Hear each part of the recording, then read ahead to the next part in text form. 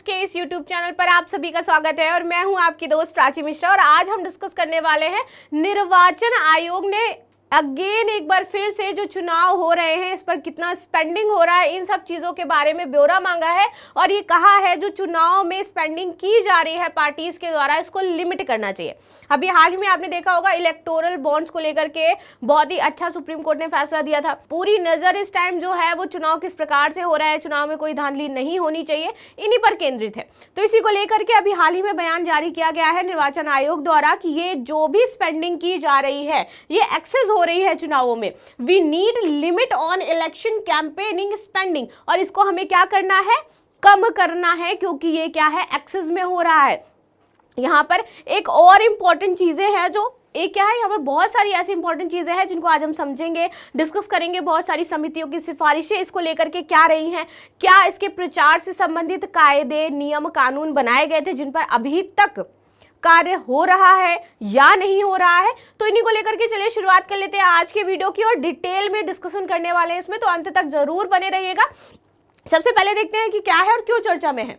तो केंद्र और राज्य दोनों स्तर पर लगातार जो चुनाव पूर्व विज्ञापन होते हैं, आपने देखे होंगे कि बड़ी बड़ी होल्डिंग्स लगती हैं। मेट्रो में आप देखोगे तो वहां पर विज्ञापन लगे हुए हैं, इतने घर बनवा दिए गए हैं, यहां तक बिजली पहुंच गई है, इतने सिलेंडर घरों में पहुंच गए हैं। तो ये जो विज्ञापन है जिन पर प्रचार और प्रसार किया जा रहा है, तो इन पर जो एक्सेसिव पैसा खर्च हो रहा है, आवंटित किया जा रहा है, तो इनकी जो प्रवृत्ति है वो लगातार बढ़ रही है पैसा खर्च करने की। ठीक है, आप देखोगे कि रेडियोस पर, अब रेडियोस पर भी आता है, आपके टीवीज पर भी आपको ऐड देखने को मिलते हैं कि सरकार के द्वारा ये कार्य कर दिया गया, तो इन पे पैसा लग रहा है। ठीक है, वो संस्थान पैसा ले रहा है, रेडियो पर पैसा जा रहा है, होल्डिंग्स पर बड़ी बड़ी पैसा जा रहा है, मेट्रो अथॉरिटीज है वो पैसा ले रही है। तो इनकी स्पेंडिंग जो कंटिन्यू बढ़ रही है, इसी को लेकर के चिंता जताई गई है। चुनावों से पूर्व विज्ञापनों पर सरकारी खर्च को लेकर के चिंताएं बढ़ रही हैं। वर्ष 2004 की यदि बात की जाए तो एक बार लोकसभा चुनाव के दौरान आपने देखा होगा कि इंडिया शाइनिंग अभियान पर विवाद खड़ा हुआ था, क्योंकि यहां पर कहा गया था कि ये जो पैसा है वो पैसा जो खर्च किया गया है 150 करोड़ रुपीस, और ये लगा था बीजेपी के ऊपर कि इन्होंने जो 150 करोड़ रुपीस अपने प्रचार व प्रसार में लगाए हैं अपनी पार्टी के, ये जो पैसा लगा है ये पार्टी का नहीं है, ये सरकार का पैसा लगा है, सरकार के खाते से ये पैसा दिया गया है। और नाम क्या रखा गया था, इंडिया शाइनिंग के नाम से ये जो कैंपेनिंग है ये की गई थी और इस पर पैसा खर्च किया गया था। तो 2004 में इस पर पहली बार यह मुद्दा उठा था लोकसभा चुनाव को लेकर के, जहां पर यह बात सामने निकल करके आई थी। ठीक है, इसमें कहा गया था कि गवर्नमेंट क्या कर रही है, हम लोगों से क्या ले रही है, टैक्स लेती है, और ये टैक्स का जो पैसा है जो गवर्नमेंट इकट्ठा कर रही है वो क्या कर रही है, इन चुनाव जो चुनाव हो रहे हैं इसमें जो पार्टीज हो रही हैं वो खर्च कर रही है। जबकि ऐसा नहीं होना चाहिए। अगर वह अपनी कैंपेनिंग करा रही है तो कैंपेनिंग का पूरा जो खर्चा होगा वो कौन बेयर करेगा, पार्टी बेयर करेगी, ना कि गवर्नमेंट बेयर करेगी। लेकिन यहाँ पर यही पर आरोप लगाया गया था कि लोकसभा चुनाव में बीजेपी के द्वारा जो सरकार के खाते में पैसा ऐड कर दिया गया है 150 करोड़, ना कि पार्टी द्वारा ये पैसा दिया गया है। तो ये एक हमने देखा इंडिया शाइनिंग जो अभियान विवाद हुआ था। इसके बाद आप देखोगे कि लोकतांत्रिक देश में सरकारों के लिए ये आवश्यक है कि वह अपनी नीतियों और जो योजनाएं हैं इनके बारे में जागरूकता फैलाएं। ठीक है, ये इंपॉर्टेंट है कि जो सरकार ने कार्य किया है, चाहे उज्ज्वला योजना आपकी चल रही है, बेटी बचाओ बेटी पढ़ाओ योजना चल रही है, ठीक है, मातृ वंदन योजना चली है, तो इसके तहत जितने भी परिवार लाभार्थी शामिल हैं उनको लेकर के वो प्रचार व प्रसार करें, इसमें कोई बुराई नहीं है। लेकिन सत्तारूढ़ दरों पर अपने राजनीतिक हितों तक सीमित रखना लोकतंत्र के लिए खतरा पैदा कर सकता है। लेकिन वह क्या है कि वो उसको इस प्रकार से पेश कर रहा है, वहां पर नेता का नाम लिखा जा रहा है, पार्टी का नाम लिखा जा रहा है, लोगो लगाया जा रहा है, तो इससे क्या होगा, या फिर वो अदर पार्टी को क्रिटिसाइज कर रहे हैं कि उन्होंने इस तरह के कार्य नहीं किए हैं, तो ये हमारे लोकतंत्र के लिए खतरा पैदा कर सकता है, क्योंकि उस टाइम जो रूलिंग पार्टी है वो इस प्रकार के कार्य कर सकती है। इसी को देखते हुए आपने देखा होगा कि 2015-16 में, ठीक है, मई 2015 और मार्च 2016 में सरकारी विज्ञापनों के नियमन से संबंधित जो दिशा निर्देश थे वो सुप्रीम कोर्ट ने जारी किए थे। अच्छा, क्या दिशा निर्देश थे जो सुप्रीम कोर्ट ने जारी किए? तो सबसे पहला तो ये था कि जो विज्ञापन है वो विज्ञापन इस प्रकार नहीं होने चाहिए कि वहां पर कोई पार्टी का जो नेता है उसकी फोटो लगाई गई है, ठीक है, या फिर वहां पर कोई उसने क्षेत्र का जो लोगो है या फिर उसके पार्टी दल का जो लोगो है वो लगाया जा रहा है, कोई प्रतीक लगाया जा रहा है, ठीक है, या फिर जो ऑपोजिट पार्टी है उसको क्रिटिसाइज करके कोई आपने लाइन लिखी है या फिर आपने कोई बैनर बनवाया, इस प्रकार के कार्य किए हैं। ये कहा गया था सुप्रीम कोर्ट के द्वारा। ठीक है। लेकिन जो मैंने अभी फोटोज की बात करी उसके दायरे से किसे किसे बाहर रखा गया था, तो राष्ट्रपति की फोटो लगा सकते हो आप, प्रधानमंत्री की फोटो लगा सकते हो आप, मुख्य न्यायाधीश की फोटो लगा सकते हो आप, ठीक है। इनके लिए छूट थी कि यदि आप प्रचार प्रसार कर रहे हो और इनकी फोटो का कहीं यूज हो रहा है तो आप इनकी फोटो लगा सकते हो, ठीक है। लेकिन किसी भी सरकारी जो नेता है, यानी कि जो वहां पर उस पार्टी का, रूलिंग पार्टी का कोई नेता है, क्षेत्रीय नेता है, तो उसकी फोटो उस प्रकार से यूज नहीं की जाएगी प्रचार और प्रसार में, ठीक है। लेकिन इसके बाद हुआ क्या कि जब मान लीजिए कोई केंद्र में है, कोई मंत्री अच्छा कार्य कर रहा है और मंत्री ने वहां पर, चाहे वो रेल मंत्री हो, चाहे वो स्वास्थ्य रिलेटेड हो, चाहे वो महिला एवं बाल विकास मंत्री हो, उसके द्वारा कोई अच्छी स्कीम लाई गई जिसने वर्क किया है, तो ऐसे वो जो क्रेडिट है वो तो उसे नहीं मिल पा रहा है ना, और लोगों तक भी नहीं पहुंच पा रहा है। तो इसके बाद जो राज्य गवर्नमेंट थी और जो केंद्र सरकार थी, दोनों ने मिलकर के गुहार लगाई सुप्रीम कोर्ट ने और अपील करी कि एटलीस्ट विज्ञापन से संबंधित आप जो मुख्यमंत्री हैं, हर स्टेट के जो सीएम हैं, उनकी फोटो लगाने का हमें परमिशन दीजिए, जो राज्यपाल हैं उनकी फोटोज लगाने का हमें परमिशन दीजिए, और जो मंत्री हैं उनकी फोटोज लगाने का हमें परमिशन दीजिए। तो इसके पश्चात आप देखोगे कि बाद में क्या करता है, सुप्रीम कोर्ट की इजाजत दे देता है कि आप सीएम की फोटो लगा सकते हो अपने विज्ञापनों में, आप मंत्रियों की फोटो लगा सकते हो विज्ञापनों में, और आप राज्यपाल की फोटो का यूज कर सकते हो। एक्सपेक्ट इसके अलावा आप किसी का भी यूज नहीं कर सकते हो। तो आपने अभी तक जितने भी बैनर, लोगो ये सारे देखे होंगे जो बनते हैं, जहां पे लगाए जाते हैं, तो वहां पर सीएम की फोटो लगी होगी, आपको देखने को मिलेगी, और साथ ही साथ जो मुख्य प्रधानमंत्री हैं उनकी फोटो लगी होगी, ठीक है। इस प्रकार से पार्टीज का प्रचार और प्रसार किया जाता है। लेकिन यदि छोटे और ऐसे स्तर पर यदि बात की जाए तो उनकी फोटो लगाना पूरी तरीके से मना है। आप सिर्फ प्रचार प्रसार करो, आप टैगलाइंस दो, आप अपनी जो उपलब्धियां हैं उनको गिनवाओ, ठीक है। यहाँ पर किसी एक इंसान को पॉइंट आउट करके आप अपना प्रचार और प्रसार नहीं कर सकते हो, ऐसा कहना था सुप्रीम कोर्ट का। चलिए आगे बात कर लेते हैं, चुनाव खर्च संबंधी जो मुद्दे रहे हैं वो क्या क्या रहे हैं और क्या क्या पार्टीज के द्वारा यहाँ पर बातें कही गई हैं। चुनाव से पूर्व सत्तारूढ़ दल के अभियान जो है, देखिए सत्तारूढ़ दल द्वारा व्यक्तित्व पंथ जो है वह स्थापित करने की प्रवृत्ति आपको देखने को मिलती है। यहाँ पर क्या किया जाता है कि अब पार्टीज हैं, जैसे कि आप देखोगे चुनाव में सबको पता है कि पैसा बांटा जाता है, दारू बांटी जाती है, इस प्रकार के कार्य किए जाते हैं। तो जैसे ही चुनाव होने वाले होते हैं उसके एक दो दिन पहले ये सारे कार्य, एक दो दिन पहले क्या, उसके शायद एक वीक पहले या एक महीने पहले से ये कार्य शुरू हो जाते हैं, और लगातार वो कार्य इस प्रकार से किए जाते हैं कि भाई हमें ही वोट देना, हमें ही इस प्रकार से कार्य करने हैं, ठीक है। सूचना एवं प्रसारण मंत्रालय के अनुसार केंद्र द्वारा विज्ञापनों पर जो खर्च वर्ष 2018-19 में से और वर्ष 2022-23 तक जो हुआ है वो लगभग 3020 करोड़ रुपए खर्च हुआ है। कब से कब तक की बात की जा रही है, 2018 से लेकर के 2023 तक की यहाँ पर बात की जा रही है कि इतना पैसा खर्च किया गया है, और यह खर्च वो वर्ष 2023-24 में बढ़ने की संभावना नजर आ रही है। जो आम चुनाव आपके अप्रैल और मई में होने वाले हैं, इसमें यह आंकड़ा जो होगा जस्ट आपको डबल देखने को मिल सकता है, ऐसे आसार नजर आ रहे हैं। तो इस प्रकार के कार्य किए जा रहे हैं। आगे बात कर लेते हैं कि लोकसभा चुनाव में कुल खर्च कितना, किस प्रकार रहा है, किस प्रकार से इसमें बढ़ोतरी हुई है, और कुल जो मतदाता हैं वो किस प्रकार से इन्होंने पार्टिसिपेट किया है, इसमें इसको देख लेते हैं। यदि मैं शुरुआत करूं 1951 से लेकर के, तो जो कुल करोड़ में खर्च रहा था सबसे पहले वो 10 करोड़ रुपीस था, और मतदाताओं के ऊपर जो खर्च किया गया था वो 17.32 करोड़ रुपए था पैसा, ठीक है।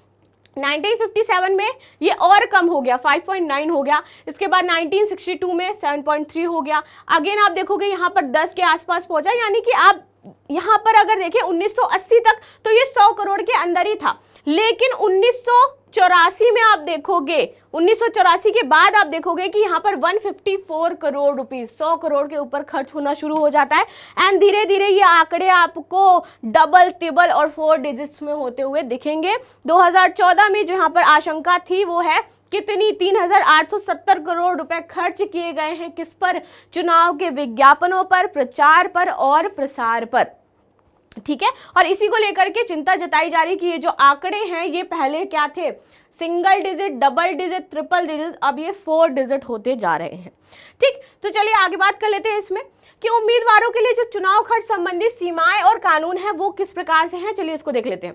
एक उम्मीदवार कितना पैसा खर्च कर सकता है, तो 2022 में चुनाव आयोग ने लागत, मुद्रास्फीति सूचकांक और मतदाताओं के आकार में वृद्धि के कारण चुनाव लड़ने वाले उम्मीदवार के लिए चुनाव व्यय सीमा में क्या करी थी, बढ़ोतरी करी थी। अभी आप देखोगे क्योंकि ये पार्टीज के द्वारा कहा गया कि 2021 में, जो 2020 में 21 में जब आपका कोविड आया, तो उसके पश्चात क्या था कि पार्टीज, बहुत सारी पार्टीज थी जिनका वो खत्म हो रही थी, चाहे और भी छोटी छोटी पार्टीज थी, तो उन्होंने ये कहा कि आप जो हमारी लिमिट है पैसा खर्च करने की, उसको बढ़ा दीजिए, हमारे प्रचार प्रसार की जो लिमिट है उसको आप थोड़ा सा एक्सटेंड कर दीजिए।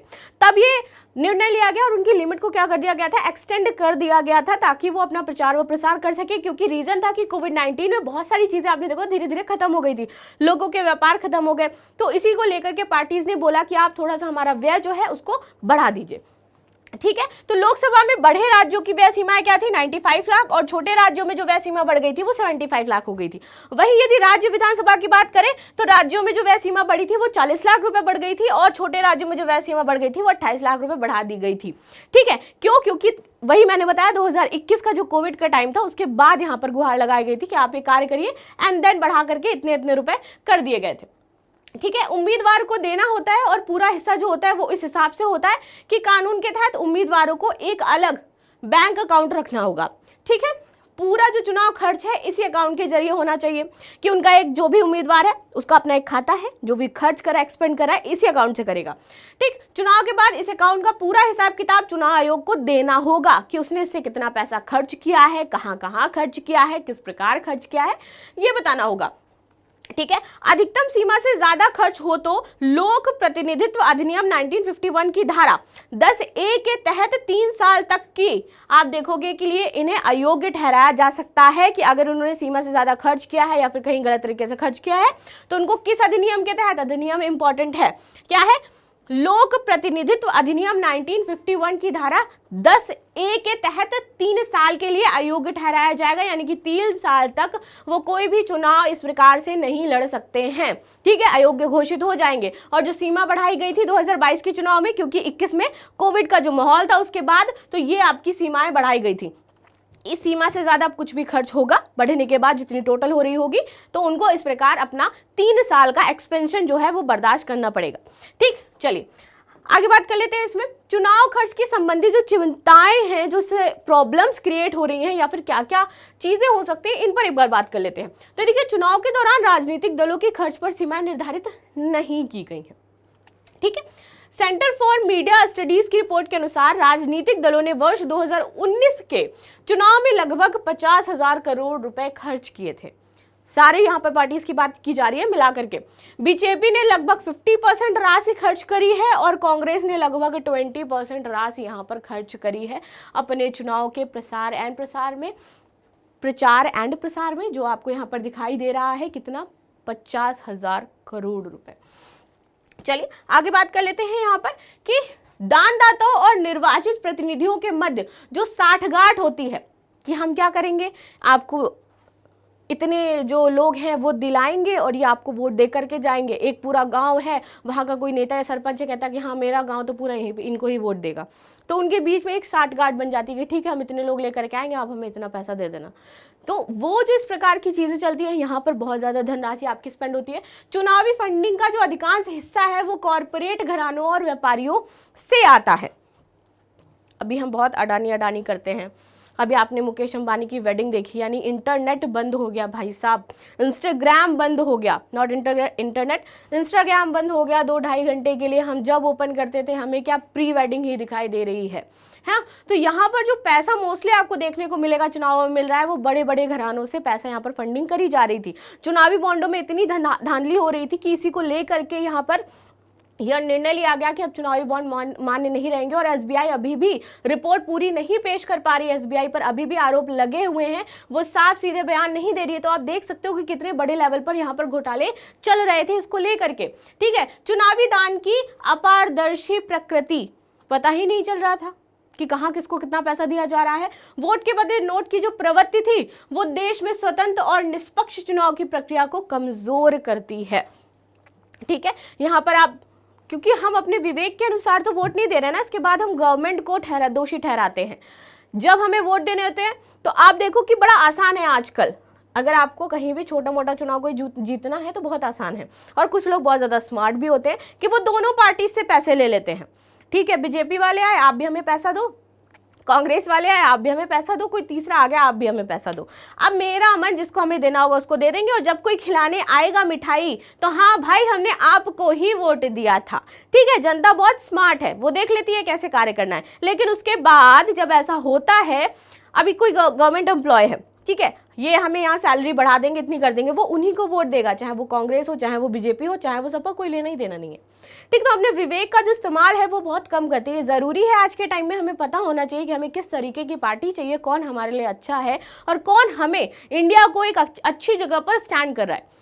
हमें स्पेसिफिकली अपने बारे में नहीं, पूरे भारत के बारे में सोचना है, पूरे इंडिया के बारे में सोचना है कि इंडिया कैसे स्टैंड करेगा जब ये रूल कर रहे होंगे हमारी कंट्री में, और इंडिया की क्या सिचुएशन होगी। ठीक है, चलिए आगे बात कर लेते हैं इसमें कि चुनाव खर्च संबंधी जो समितियां हैं, क्या क्या सिफारिशें इन्होंने दी थी और क्या क्या इन्होंने आगे रखा कि किस किस प्रकार इनको मैनेज किया जा सकता है और कैसे खर्चों को कम किया जा सकता है। तो इनकी सिफारिशों को एक बार जरूर देख लेते हैं। इंद्रजीत गुप्ता समिति वर्ष 1998 में आई। चुनाव में राज्य द्वारा वित्त पोषण के बारे में इन्होंने बात की और आर्थिक रूप से कमजोर राजनीतिक दलों के लिए समान आधार को सुनिश्चित करना, इनकी यह 2 सिफारिशें थी कि इस प्रकार से कार्य किया जाए। इसके बाद आप देखोगे विधि आयोग की रिपोर्ट आती है वर्ष 1999 में। इनका कहना है कि चुनावों के लिए राज्य द्वारा वित्त पोषण जो है वो उचित है, कि राज्य क्या करे, वित्त पोषित करे, और बशर्त राजनीतिक दल अन्य किसी माध्यम से आर्थिक सहायता प्राप्त ना करे। तो ऐसा हो ही नहीं सकता है कि वो अन्य किसी माध्यम से आर्थिक सहायता प्राप्त ना करे। यदि कोई दे रहा है, बिजनेसमैन दे रहा है, कोई बड़ी कॉर्पोरेट कंपनी दे रही है, तो ऑफ कोर्स वो लेंगे ही लेंगे।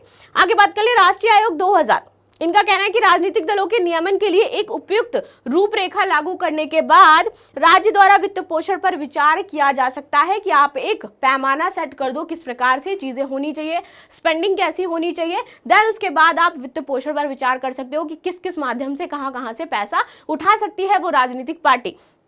कॉर्पोरेट से ले सकती है, सरकार कोई दे रही है तो वहां से ले सकती है, चाहे जहां से उसका जिस प्रकार से लेने का मन है वो ले सकती है। ठीक है, आगे बात कर लेते हैं चुनावी सुधार। इन सब चीजों के चलते और ये जो प्रॉब्लम्स चल रही हैं इसमें कैसे सुधार किया जा सकता है और क्या ये सिफारिशें रही हैं, तो इनको कंपाइल करके हम एक बार देख लेते हैं कि कैसे हम इन चीजों से उबर सकते हैं। वर्ष 2016 में भारत के चुनाव आयोग द्वारा प्रस्तावित चुनावी सुधार रिपोर्ट के अनुसार कुछ समाधान दिए गए। क्या थे समाधान? कि सरकारी विज्ञापनों पर आम चुनाव से 6 महीने पूर्व प्रतिबंध लगा दिया जाए। ठीक है, कि 6 महीने पहले क्या लगा दिया जाए, प्रतिबंध लगा दिया जाए कि आप कोई प्रचार प्रसार फंडिंग इस तरीके से नहीं कर सकते हो। ठीक है, चुनाव व्यय सीमा कानून में संशोधन, किसी राजनीतिक दल द्वारा अपने उम्मीदवार को दी जाने वाली, कोई राजनीतिक दल अपने उम्मीदवार को दे रहा है, वित्तीय सहायता राशि उम्मीदवार के लिए निर्धारित चुनाव व्यय की सीमा में शामिल किया जाए। यानी कि एक तो निर्धारित आपकी चुनाव सीमा है, व्यय सीमा है जो बताई गई है निर्वाचन आयोग के द्वारा कितनी होनी चाहिए, और दूसरा कोई और पैसा उसमें दे रहा है तो उसको उसमें ऐड करके आप क्या कर दो कि ये अब आपकी सीमा हो गई। यानी कि मान लो कि 40 लाख है निर्धारित और उसके बाद किसी ने 50 और दे दिया, इससे तो ज्यादा ही है ना, वो 50 और दे दिया, तो ये तो वो अलग स्पेंड करेगा और ये उस अपनी सीमा जो है वो अलग स्पेंड करेगा। इनका कहना है आप दोनों को मर्ज कर दो और उसको सीमा में ला दो, एक्स्ट्रा आप खर्च कर ही नहीं सकते हो। ठीक है, तो इस पर बात की गई थी। राजनीतिक दलों द्वारा खर्च की सीमा निर्धारित होनी चाहिए कि कितनी है, क्योंकि अभी कुछ निर्धारण ही नहीं है। चुनाव से संबंधित मामलों के त्वरित निपटान हेतु तो अतिरिक्त न्यायाधीशों की नियुक्ति की जाए कि इससे संबंधित, क्योंकि ऑब्वियस सी बात है इतने केसेस पेंडिंग होते हैं, जब इससे संबंधित केसेस जाते हैं तो बहुत टाइम लग जाता है। तो चुनाव से संबंधित जो मामले सॉल्व करने हैं उनके लिए अतिरिक्त आप न्यायाधीश ले आओ ताकि इसमें जल्द से जल्द डिसीजन सुनाए जा सके। अंत में जो हमने देखा कि क्या सुधार हो सकता है, आप सभी के लिए प्रश्न क्या है, चलिए देख लेते हैं कि निम्नलिखित कथनों पर विचार कीजिए। सबसे पहला, इंद्रजीत गुप्ता समिति द्वारा आम चुनावों में राजनीतिक दलों को राज्य द्वारा वित्त पोषण करने की सिफारिश की गई। दूसरा है, भारत में लोकसभा चुनाव के दौरान जो उम्मीदवार हैं उनके द्वारा निश्चित सीमा से अधिक धनराशि खर्च करने पर 3 वर्ष के लिए अयोग्य घोषित किया जा सकता है। उपयुक्त कथनों में से कौन सा सही नहीं है? केवल 2, केवल 1 और 2, ना तो 1 और ना तो 2। इसका क्वेश्चन का आंसर मुझे कमेंट बॉक्स में अवश्य दीजिएगा। मिलती हूं मैं नेक्स्ट क्लास में, तब तक के लिए धन्यवाद। लाइक शेयर सब्सक्राइब करना बिल्कुल भी ना भूलें।